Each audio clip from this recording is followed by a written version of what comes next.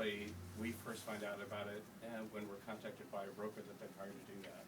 And so, in the case of most of these situations, our task at that point really is to say, okay, what can we do to find a public buyer for this? And unfortunately, most often it isn't a public process. And I think your point of is an overall goal of really trying to find a way to make these kind of things more of a public process and a public discussion, again, before the college or the university decides to sell the station.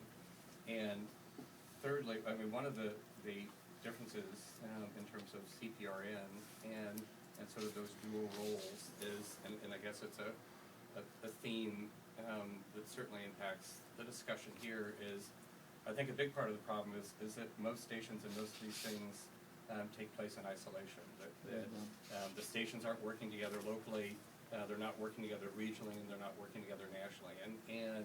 And I guess one of the things that we're trying to do more of is to say, let's start connecting, I guess, some of that fabric between stations and play a more active role in doing that, and assuming sort of a more active national entity role in playing a partner in stations.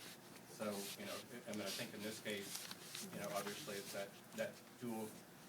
the dual issue of USF deciding to sell their station, and the key thing there would be ideally going in before that happens and preventing it. And we can play a partner role in the same way that we did if we could have done that before they decided to sell it rather than after.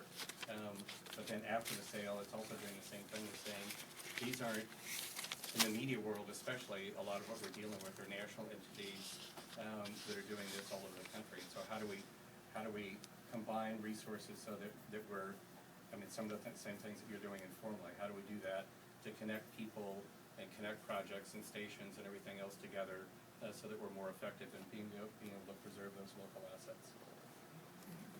Very good.